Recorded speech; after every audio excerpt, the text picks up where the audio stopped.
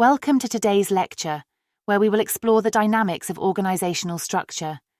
This topic stands as a pivotal component in the study of organizational behavior, offering a lens through which we can understand how companies operate, communicate, and evolve.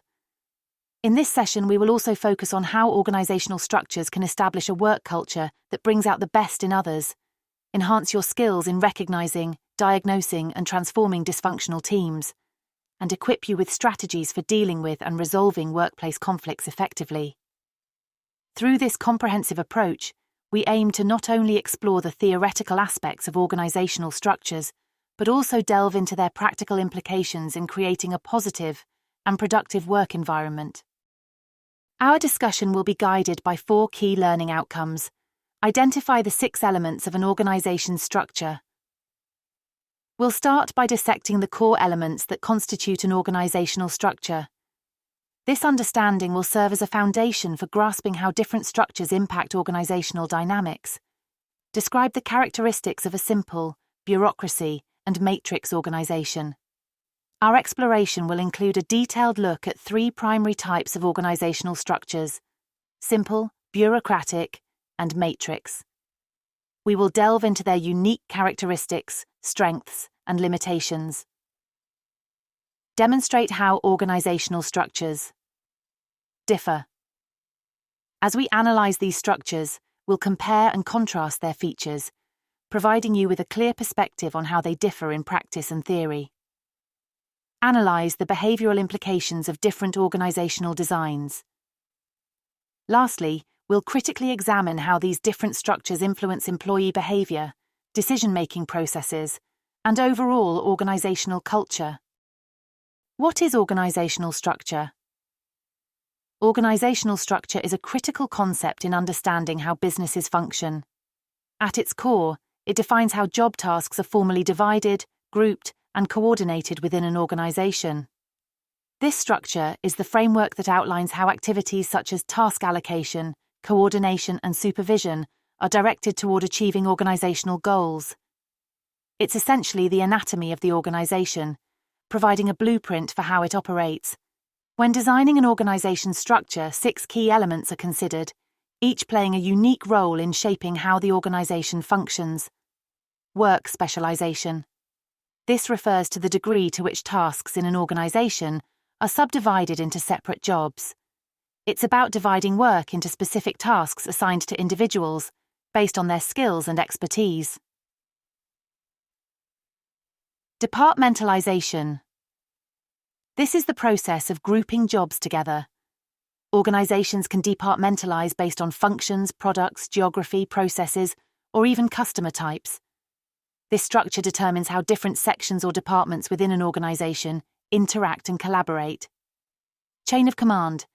This element establishes the authority structure within an organization. It clarifies who reports to whom, and the line of authority that runs from the top of the organization to the bottom.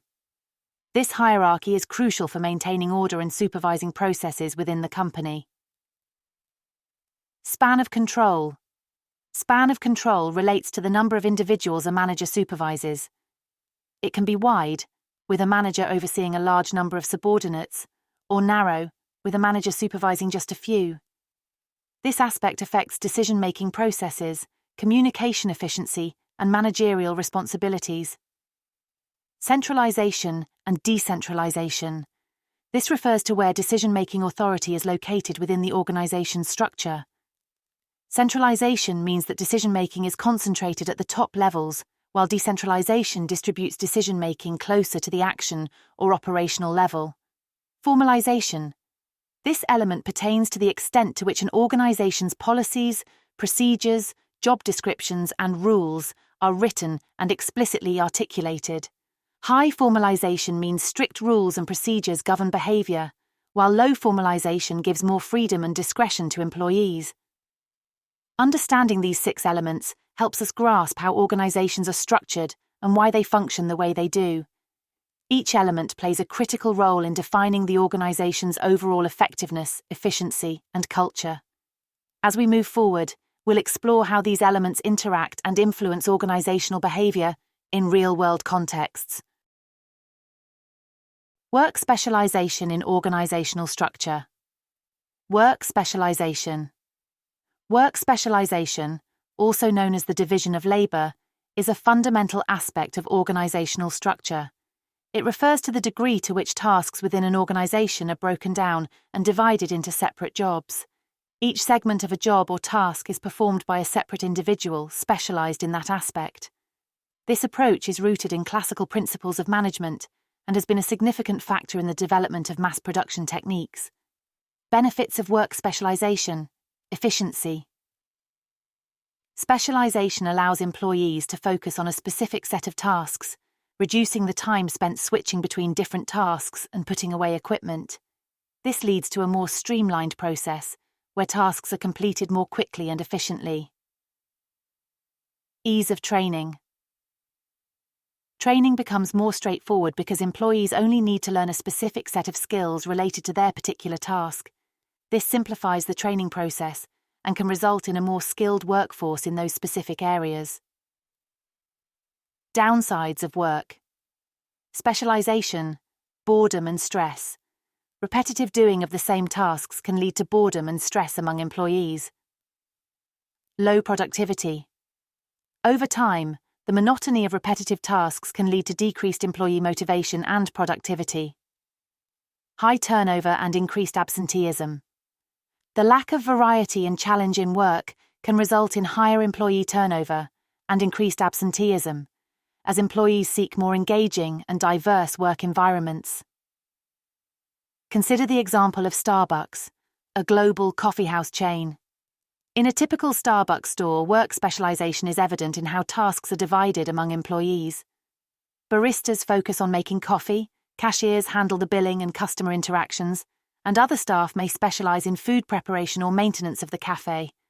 This division of labor allows Starbucks to operate efficiently, with each employee becoming highly skilled in their specific role. However, Starbucks also recognizes the downsides of work specialization. To combat these, the company often rotates employees through different roles and encourages cross-training. This approach helps to keep the job interesting and engaging for employees, reducing boredom and stress. It also creates a more versatile workforce capable of stepping into different roles as needed, which is particularly useful in managing busy periods or covering for absent colleagues. Departmentalization in organizational structure. Departmentalization refers to the method of grouping jobs and tasks in an organization into specific categories. This grouping is based on common characteristics or functions. The way an organization departmentalizes greatly influences its internal dynamics, workflow, and communication. Let's explore the various types of departmentalization. Types of departmentalization. Functional departmentalization. This is one of the most common forms, where jobs are grouped based on similar functions or activities. For instance, an organization might have separate departments for marketing, finance, human resources, and production. This type allows for specialization within specific areas, but can sometimes lead to functional silos where departments operate in isolation. Product departmentalization. In this type, organization is based on the different products or product lines the company offers. Each product line is managed independently with its dedicated team. This structure is prevalent in diversified companies, where different product lines may require different expertise and focus. Geographic departmentalization. This approach is often used by organizations that operate in different geographical locations. Here, departments are structured based on location or region. This type of departmentalization helps in addressing local preferences and can be effective in managing operations spread across various locations. Process departmentalization. In this form, jobs are grouped based on the flow of the production process. For example, in a manufacturing company, one department might handle assembly, another finishing, and another packaging. This is particularly useful in industries where production processes are complex and sequential. Customer departmentalization. Here, the organization is structured around different types of customers. For example, a company might have separate departments for individual consumers, corporate clients, and small businesses. This approach allows companies to tailor their services and marketing efforts to specific customer groups. Example: considering a multinational corporation. Imagine a multinational corporation that operates across different countries, offering a range of products.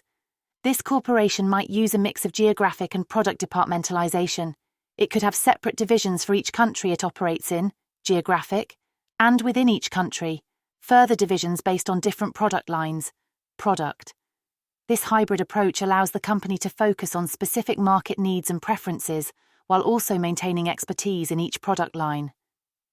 Departmentalization is a strategic choice that shapes how an organization operates and interacts with its environment. The type chosen reflects the organization's goals, the nature of its work, and the environment in which it operates. As we continue, we will see how these choices in departmentalization impact other aspects of organizational structure and overall effectiveness. Chain of command in organizational structure. The chain of command is a fundamental concept in organizational structure, delineating the authority and reporting relationships within an organization. It establishes a clear hierarchy and path of communication that is essential for effective management and operational efficiency. Key components of the chain of command: authority. This refers to the right of an individual to give orders and expect them to be obeyed.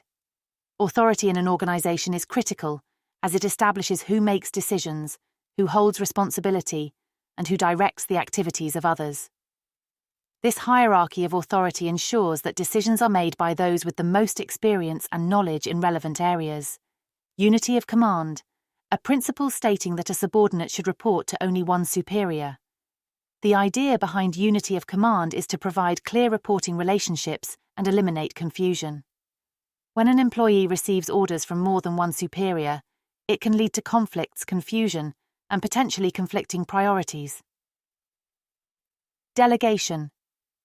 This is the process of assigning responsibility and authority to someone lower in the hierarchy to carry out specific activities. Delegation is a crucial aspect as it allows higher-level managers to focus on more strategic tasks by entrusting routine tasks to subordinates.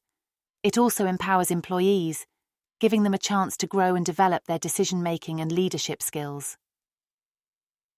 Application in organizations.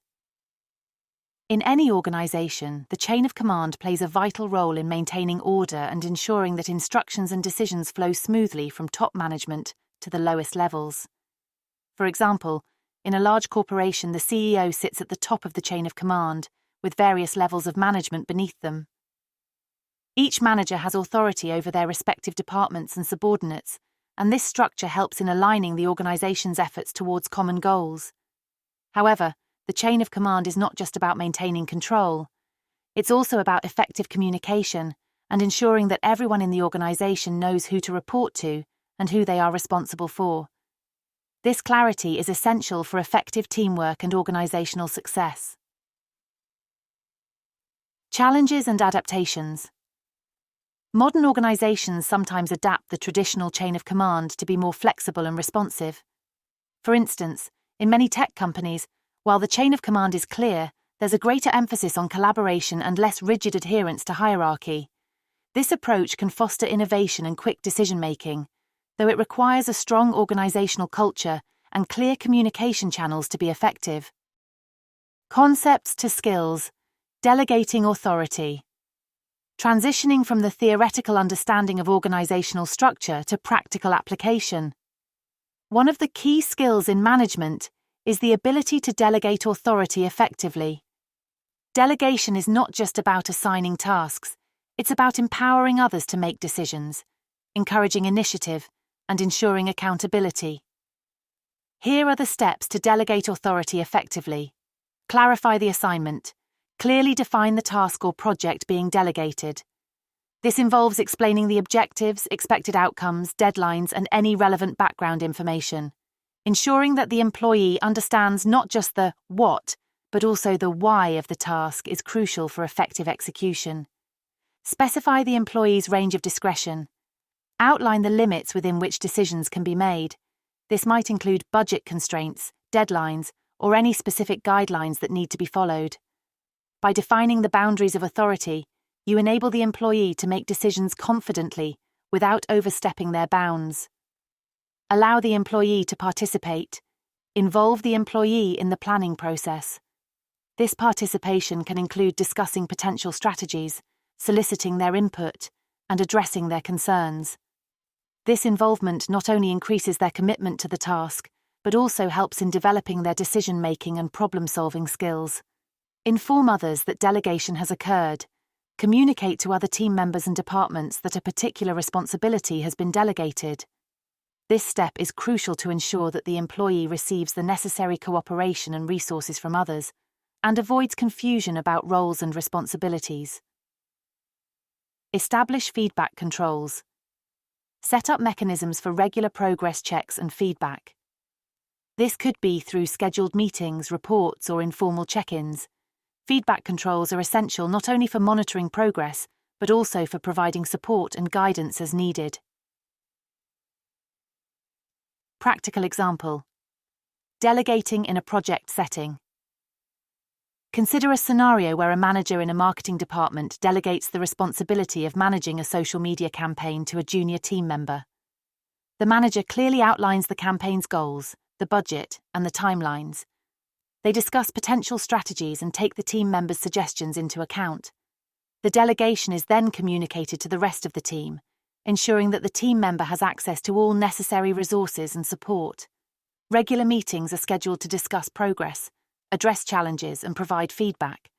This example illustrates how effective delegation involves more than just assigning tasks. It's about empowering employees, providing clarity, ensuring communication, and setting up feedback mechanisms. By mastering the skill of delegating authority, managers can not only enhance team performance, but also develop the capabilities of their team members, contributing to the overall growth of the organization. Span of control in organizational structure. Span of control is a key concept in designing an organizational structure, referring to the number of subordinates that a manager can efficiently and effectively oversee. The span can be wide or narrow, and each has its implications for the organization. Small span of control. Characteristics. A small span of control means that a manager oversees a limited number of subordinates. This can be seen in organizations with many levels of hierarchy. Implications. Having a small span of control tends to make an organization more expensive, as more managers are required. It may complicate vertical communication because information has to pass through more layers. Moreover, it tends to encourage close supervision and can sometimes discourage employee autonomy due to the higher level of managerial oversight. Larger span of control. Characteristics. A larger span of control means a manager supervises a greater number of subordinates. Organizations with a flatter structure tend to have wider spans of control. Implications. A larger span can empower workers by giving them more responsibility and can speed up decision-making by reducing the levels of hierarchy that information must pass through. It can also lead to cost savings by requiring fewer managers. As we continue our exploration of organizational structure, let's focus on centralization and decentralization. Centralization is the degree to which decision-making is concentrated at a single point in the organization. Decentralization concept refers to the degree to which decision-making is distributed to lower-level employees within an organization. Decentralization can significantly enhance an organization's ability to address customer concerns quickly and adapt to local market conditions. Centralized engineering, core technical and product development remained centralized, ensuring consistency and alignment with global standards. Decentralized operations, local operations including marketing and customer interaction scripts, were fully decentralized. There's a notable trend towards decentralization in modern organizations. This shift is driven by the need for quicker decision-making, closer proximity to customer feedback, and the dynamism of local markets. Decentralized structures empower lower-level employees with decision-making authority, fostering a more responsive and agile organizational environment. A prime example of this trend is Airbnb's approach in China, under the leadership of CEO Brian Chesky. Airbnb's strategy demonstrates a nuanced application of decentralization, tailored to the unique challenges of the Chinese market. Airbnb started by defining bright lines, principles they wouldn't compromise on, such as protecting user data. This step is crucial in maintaining brand integrity while adapting to local regulations. They decided to align with local practices, like requiring IDs in hotels to be submitted to public security bureaus, a strategy similar to what established players like Hilton do. Recognizing the distinctiveness of the Chinese market, Airbnb opted for a decentralized approach. They learned from the experiences of other companies like Amazon, which succeeded in markets like Brazil and India, but struggled in China. Formalization refers to the degree to which jobs within an organization are standardized. This standardization determines how much discretion employees have in their roles and how rigidly they must adhere to specific procedures, rules, and norms. High formalization.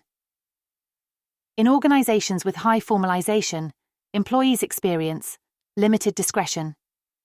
Their roles are clearly defined, with specific guidelines and procedures dictating how tasks should be performed.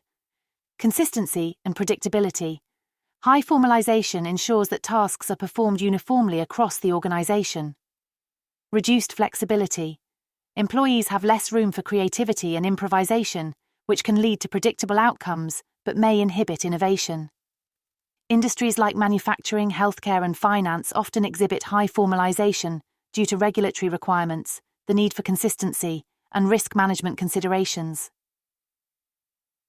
Low formalization. Conversely, low formalization is characterized by greater autonomy. Employees have more freedom to decide how they perform their tasks. Adaptability and creativity. This environment often fosters innovation and flexibility, as employees can adapt their approaches to changing circumstances. Potential for inconsistency. While this approach allows for more personalized and adaptive services, it can lead to inconsistencies in how services are delivered. Industries like technology, creative arts, and startups frequently exhibit lower levels of formalization, valuing innovation and adaptability over rigid structure. As we move to discuss various organizational structures, let's start with the simple structure. This structure is often seen in small businesses and startups. Strengths of the simple structure: simplicity and speed.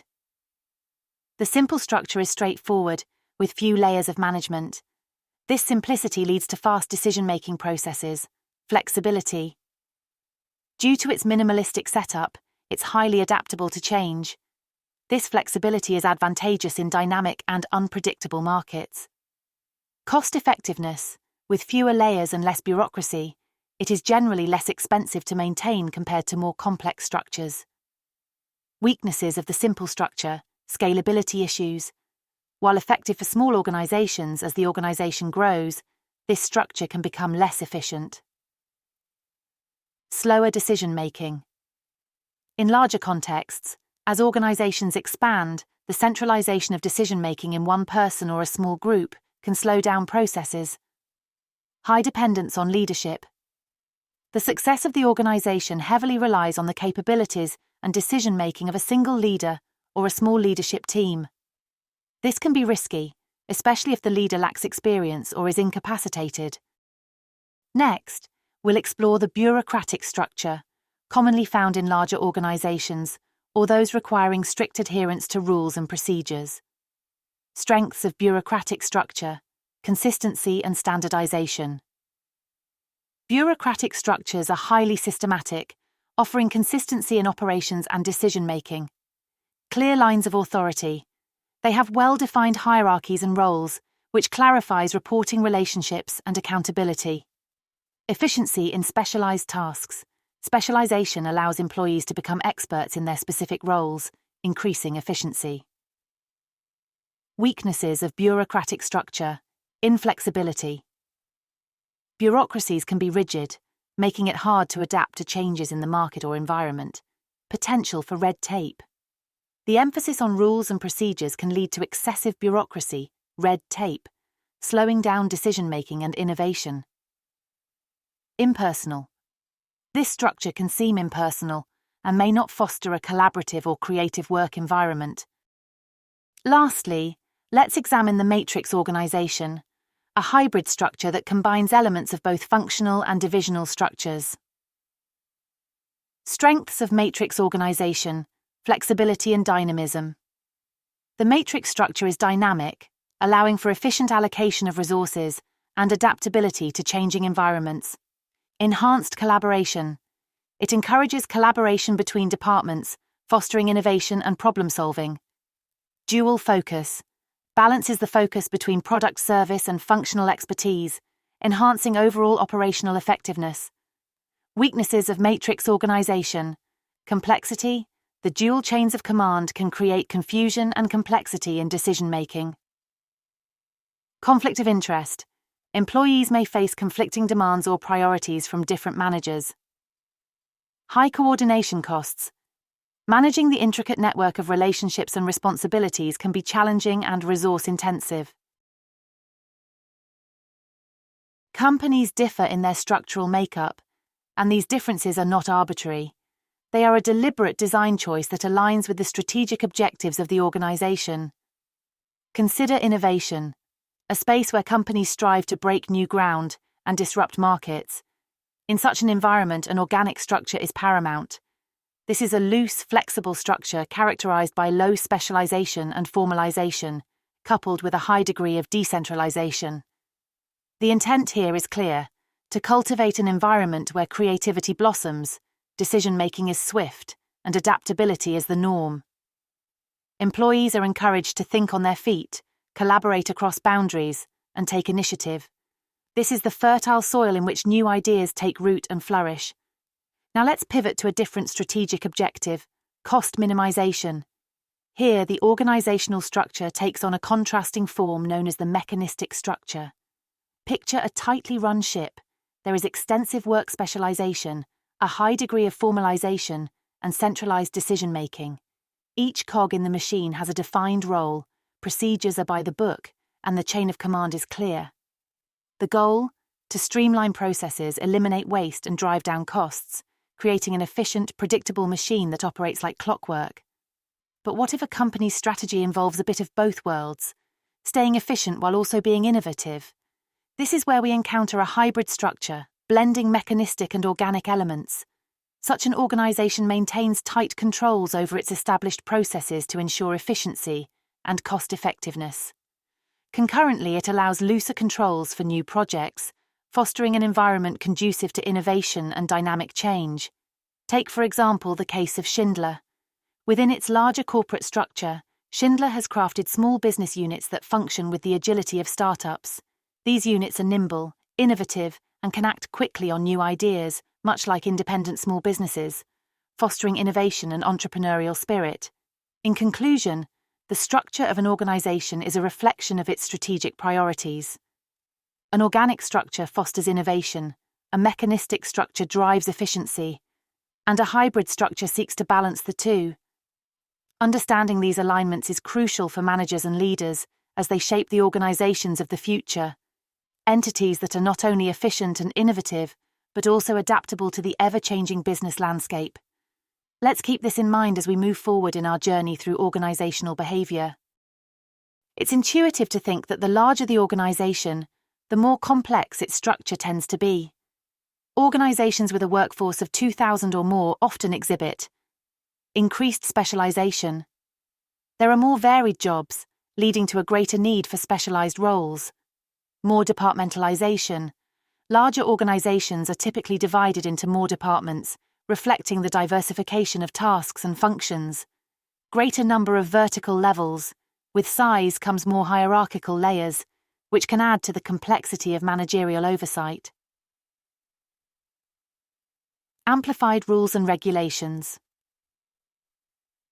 To maintain order and ensure consistency across the organization, more formal policies and procedures are typically required. However, it's essential to note that this relationship between size and structure is not a linear one. As organizations grow, the rate at which complexity increases can slow down. A small company may double its personnel and see a dramatic change in its structure, whereas a large corporation increasing by the same number of employees may see only a marginal impact on its structure. Turning our focus to technology, we find another pivotal factor influencing organizational structure. Every organization utilizes some form of technology to transform financial, human, and physical resources into products or services. What distinguishes these technologies is their degree of routineness. Routine technologies.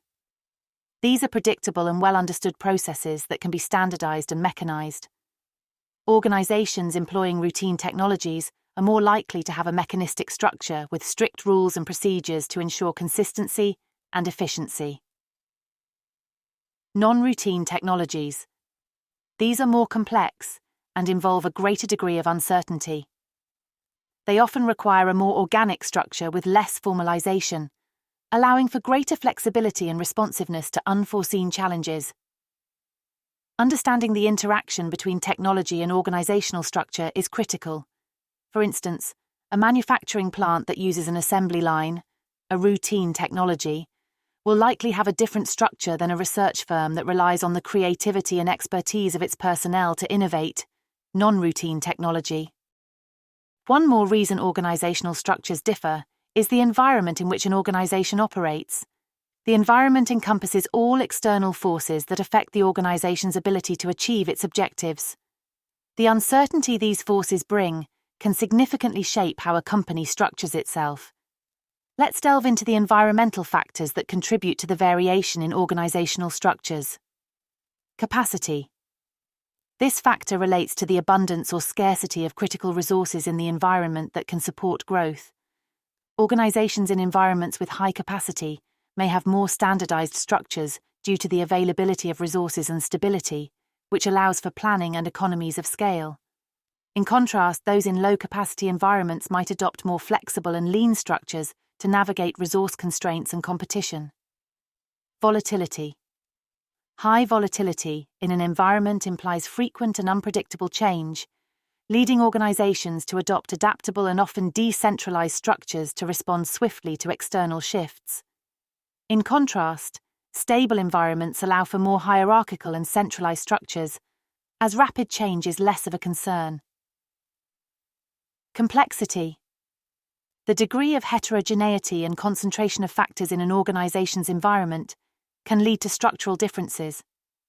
Highly complex environments with diverse markets, products, regulations, and competitors often require organizations to develop more complex structures with specialized units. Less complex environments allow for simpler, more streamlined organizational structures. Impact on organizational structure design. Organizations must design their structures to effectively respond to these environmental factors. For example, in a high-capacity, stable environment, an organization might thrive with a mechanistic structure characterized by high formalization and centralization, allowing it to capitalize on economies of scale and operational efficiency. In a volatile and complex environment, organizations often benefit from an organic structure where there is less formalization, a higher degree of decentralization, and greater use of cross-functional teams to maintain flexibility and innovation. Real-world implications. Consider a global financial firm that operates in an environment with high volatility due to fluctuating markets and complex due to diverse financial products and regulations. Such a firm may opt for a structure that has a mix of centralization for efficiency in some core areas, like operations, and decentralization in others, like sales and customer service, to allow for the flexibility needed to adapt to market changes and complex client needs. An organization's structure can significantly influence employee performance and job satisfaction. Acknowledging individuality. Employees bring a diversity of experiences and personality traits to the workplace. Effective managers recognize these individual differences and consider them when designing roles and responsibilities, ensuring a good fit between the employee and their work tasks. Cultural fit. People naturally gravitate towards organizations that resonate with their personal values and behavior patterns. A culture that aligns with an individual's characteristics fosters a sense of belonging and can enhance job satisfaction and retention. Seeking structure. Those who value predictability and clear directives tend to thrive in mechanistic structures. These structures offer a clear chain of command and well-defined roles, which can be reassuring for individuals who prefer stability and routine. Desiring flexibility. Conversely, individuals who seek autonomy and creative freedom are often drawn to more organic structures. These environments, characterized by less rigid hierarchies and more fluid job roles, cater to those who desire innovation and flexibility in their work. To maximize both performance and satisfaction, it's crucial for managers to align organizational design with the intrinsic needs and preferences of their employees. By doing so, they can create a workplace environment that not only attracts the right talent, but also nurtures and retains it. Managers face the challenge of optimizing efficiency without compromising employee satisfaction. Here's how managers can strike this balance. Moderating specialization. While specialization can streamline operations and enhance efficiency, it's important to monitor its levels. Excessive division of labor can lead to monotony, decreasing employee satisfaction and motivation. Managers should seek to provide variety in tasks to keep employees engaged and motivated. Empowering structures.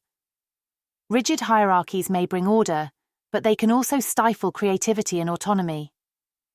Managers should consider structures that empower employees, such as flat organizations that allow for more decision-making at lower levels, enhancing employee involvement and job satisfaction.